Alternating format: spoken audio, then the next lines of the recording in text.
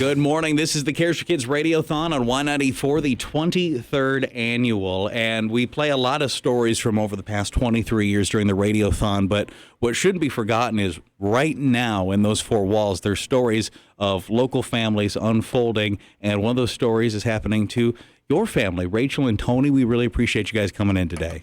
Thank you so much for having us. Now, tell us about Eli, what's going on, and your experience so far at Sanford Children's, and what brought you there, if you could. Sure, yeah, no problem. So, Mr. Eli was born on November 20th in the early mornings at 22 weeks. Obviously, very, very premature. They call him a micro preemie. He came into the world. The NICU came to us obviously at that night and explained to us the situation, explained to us the odds, explained to us the chances, explained to us, what we can expect. And obviously they were very upfront. I mean, it was grim, but there's a possibility, right? Mm-hmm. And as a parent, you sit down and you just decide you're going to give this baby every possible chance that you can possibly do, right? I mean, it's one of those things where it doesn't matter the cost, it doesn't matter the heartache, it doesn't matter what we're going to put ourselves through. We're going to give this baby every possible chance we can. And from the moment he was born, we knew we were in good hands up at Sanford. Those girls, those guys, those NICU staff, they really they're upfront. Don't get me wrong. They tell you how it is, but you know that they're there with you, which is very special at that that moment where you realize that your life just changed. Well, when they're explaining to you, 22 weeks, here's all the possibilities, here's the odds, here's the likelihood. It does say something about that group of people that after that conversation and they get to action, you're like, you know what, we're in the right place. Oh, absolutely. And it's amazing from the time Eli was born.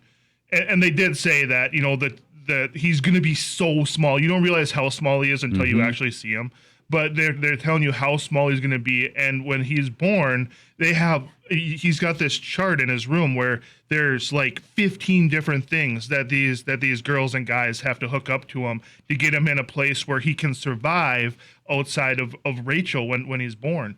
And it's like a NASCAR pit crew. I mean, they're going to town. And from the time he was born till the time he was completely hooked up by these incredible people that are obviously very, very well trained, it was just minutes. And they had these breathing tubes in, they had everything in, and they're yelling out numbers, heart rates, blood pressures, different things like that. Obviously I'm worried about Rachel, and she's looking at me and smiling and or not smiling, but I can tell that she's okay.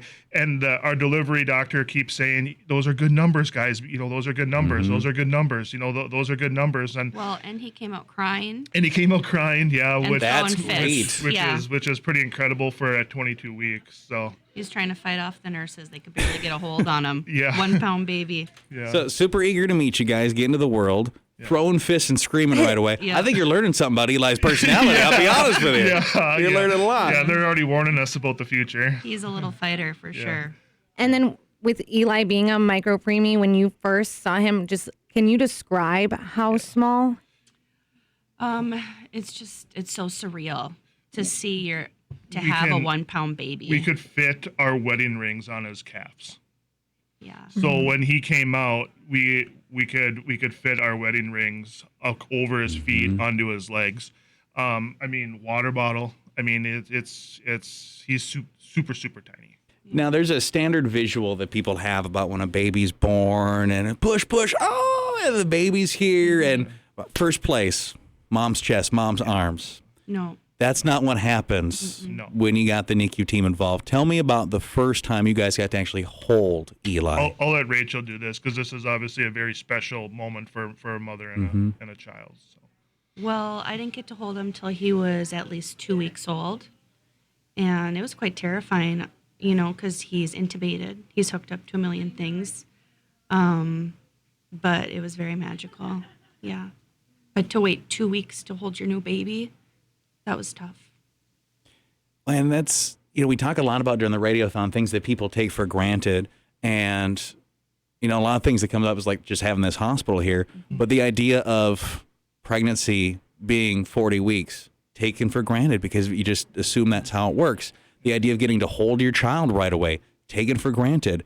And then I'm guessing that it was quite the ordeal that day. It was like, today we're going to let you hold him. Like they had to help you do that, probably placed him It takes a in your team. arms. It's a team of people. You have to ask permission. Is today the day? Yes. How has your life changed since this? Just keep going, I guess. It's your new norm. I talk in terms that I never even knew before. But Again, I'm going to kind of circle back to when he was first born. We looked at each other and we just said, we're going to live this minute by minute, hour by hour, day by day, and just keep pushing forward. And that's what our new normal has become. Is it different? Absolutely. I mean, there's no plans to go fishing on the weekend. If it happens, great, but there's no plans to go get her hair done. If it happens, great. But guess what? If Eli has something, she might have to go there. There's no plans to go get a massage. The things that you would typically possibly plan, they're just not in your vocabulary, which is fine. That's what we've accepted, and that's what it's great. But it's definitely a new adventure for sure. Eli is definitely worth the wait. Yeah. This will be such a short time in our lives. Just, 6 months of this is going to be worth having him home. Let me ask you this, Tony. Yep. Eli's born out in the world. Yep. You got that. You described him as a NASCAR pit crew, which I've never heard that before, but I'm going to steal it and use it all the time. Yeah. They swoop in. I'm guessing. Eli goes one way. Yep. Rachel's here. Yep. How do you decide where to go? Where'd you go? I stayed, and this was the decision was made for me. But I did stay with Rachel for a short period of time. There was a couple of minor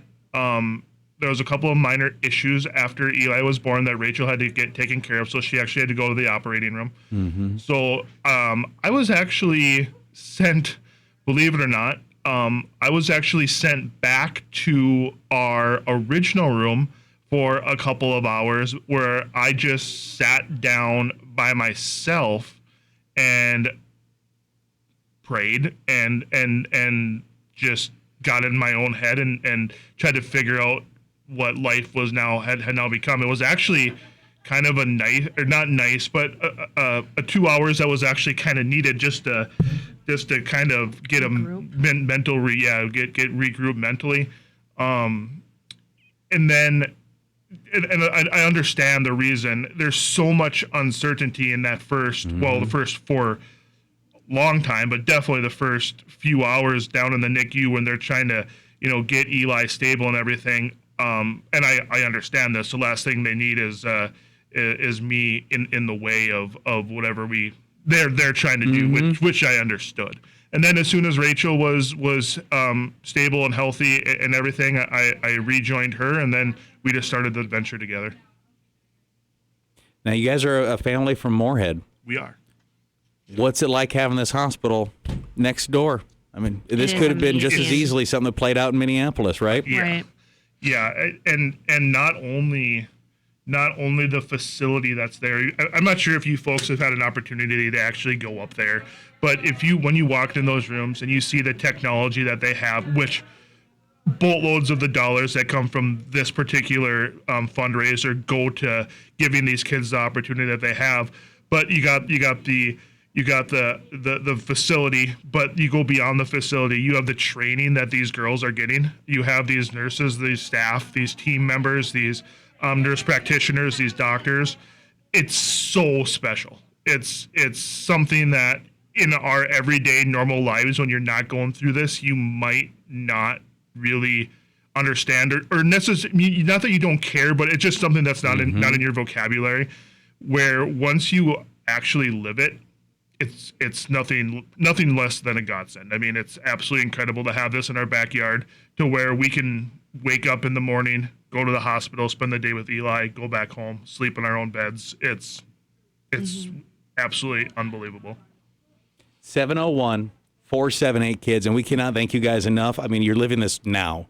So I know that you would, I'm guessing you're going to the hospital here shortly, right? Yeah, Right after this. We really appreciate you guys taking time away and thank Eli for sharing you with us this morning, okay? Thank you. The Cares for Kids Radiothon on Y94. To see more pictures and videos.